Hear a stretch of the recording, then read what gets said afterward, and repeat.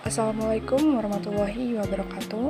Perkenalkan, saya Siti Nur Aida Isya dengan NPM 2311401 PM.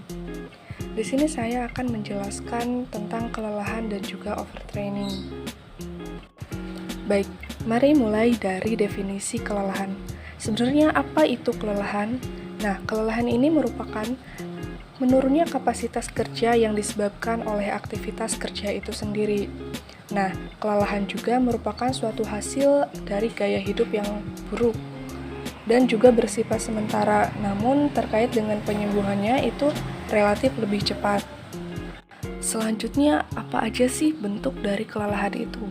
Nah, yang pertama itu adalah kelelahan fisik. Nah, kelelahan ini merupakan suatu kelelahan yang diakibatkan oleh kerja fisik atau kerja otot. Kelelahan ini terjadi karena ergosistema 1, yaitu nerve forum dan juga muskular, atau disebut juga neuromuskular. Nah, neuromuskular ini merupakan suatu sistem yang membuat tubuh kita bergerak. Jadi ada syaraf dan juga otot. Keduanya ini merupakan suatu sistem yang bisa terjadi kelelahan, baik itu dari syarafnya sendiri ataupun dari ototnya ataupun dari keduanya. Selanjutnya adalah kelelahan mental. Nah, kelelahan mental ini diakibatkan oleh kerja mental. Kerja mental yang berlebihan itu diakibatkan oleh kejemuan akibat kurangnya minat. Jadi bentuk kelelahan mental itu segala sesuatu yang diakibatkan oleh kerja mental itu sendiri. Selanjutnya adalah simptomatika atau tanda dari kelelahan mental. Apa aja sih? Yang pertama adalah sulit konsentrasi dan juga mengingat. Yang kedua, sulit mengembangkan ide. Yang ketiga, kehilangan motivasi. Yang keempat, sering menangis tanpa alasan. Yang kelima adalah mudah tersinggung. Nah, jadi dari kelima tanda itu kaitannya erat dengan psikisnya ataupun dengan mentalnya. Kemudian kita akan mempelajari apa sih penyebab dari kelelahan mental dan juga kelelahan fisik. Nah, kelelahan mental dan kelelahan fisik itu perlu diketahui terjadi karena penggunaan daya ataupun energi. Penyebab spesifiknya antara lain, yang pertama sumber daya habis. Misalnya dengan aktivitas yang fisik yang berlebih itu akan membuat sumber daya atau energi kita habis. Lalu sumber daya itu tidak dapat diperoleh. Misalnya dengan kita kurang tidur ataupun kurang dalam asupan nutrisi itu akan menyebabkan sumber daya kita tidak dapat diperoleh. Lalu terganggunya keseimbangan input dan output air di dalam tubuh. Nah, perlu diketahui bahwa tubuh kita 60-70% itu merupakan cairan. Nah, apabila keseimbangan cairan itu terganggu, maka akan menyebabkan kelelahan itu sendiri. Selanjutnya adalah rutin konsumsi alkohol. Lalu rutin konsumsi narkotika. Kita ketahui bahwa kedua hal ini merupakan sesuatu yang dapat merugikan tubuh. Nah, dalam hal ini juga dapat menyebabkan kelelahan. Dan yang terakhir adalah pola makan yang buruk. Oke, selanjutnya kita akan mempelajari tentang overtraining. Apa itu overtraining? Nah, overtraining ini merupakan keadaan di mana jumlah sel otot itu mengalami kerusakan disebabkan oleh aktivitas fisik yang melebihi kemampuan maksimal daripada tubuh.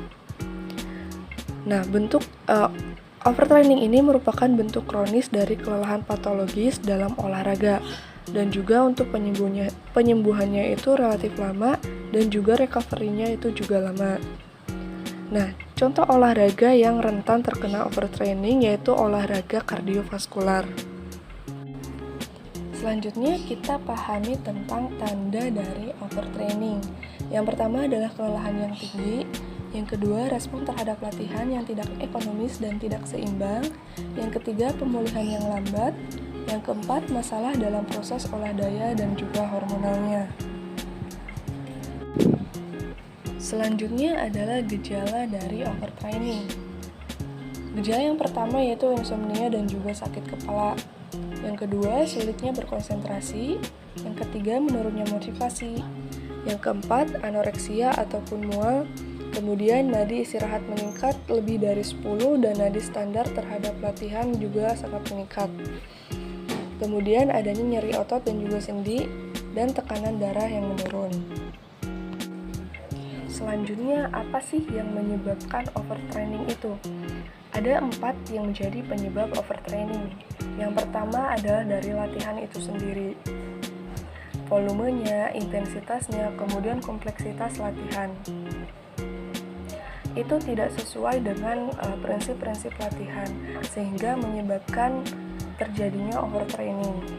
Selanjutnya adalah gaya hidup. Gaya hidup ini berkaitan dengan seperti konsumsi minuman beralkohol, kemudian konsumsi junk food. Yang ketiga adalah lingkungan sosial. Nah, lingkungan sosial ini berkaitan dengan lingkungan eksternal yang juga mempengaruhi latihan. Kemudian yang terakhir adalah kondisi kesehatan. Keadaan tubuh yang tidak fit atau prima ini dapat menurunkan metabolisme daripada tubuh, sehingga akan menyebabkan overtraining. Lalu, apa sih yang bisa dilakukan untuk mencegah terjadinya overtraining? Yang pertama itu adalah komunikasi yang baik antara atlet dan juga pelatih. Yang kedua, peningkatan beban latihan yang secara bertahap. Ini berkaitan dengan prinsip latihan. Yang ketiga, program latihan yang bervariasi. Ini juga berkaitan dengan prinsip latihan. Yang keempat, masa pemulihan dan juga istirahat yang cukup. Tentu saja setelah melakukan suatu latihan atau olahraga, kita membutuhkan istirahat dan juga pemulihan yang cukup agar tubuh kita kembali memasok energi. Selanjutnya, makan makanan yang bergizi. Dan yang terakhir, mengecek kesehatan medis secara berkala. Lalu penyembuhan overtraining itu bagaimana sih? Yang pertama itu hentikan latihan dan juga kompetisi yang sedang dijalani. Kemudian asupan ergogenik seperti glukosa, garam, obat yang bersifat anabolik, suprarenal, dan juga serat hati. Lalu konsumsi asupan air dan juga elektrolit yang cukup. Konsumsi vitamin B, C, dan juga E. Kemudian istirahat dan juga jangan lupa untuk melakukan psikoterapi. Materi yang telah saya jelaskan ini bersumber atau saya kutip dari referensi yang tertera di daftar pustaka ini. Terima kasih, itu saja yang dapat saya sampaikan. Apabila terdapat banyak kekurangan, mohon maaf. Wabillahi taufiq wal hidayah. Wassalamualaikum warahmatullahi wabarakatuh.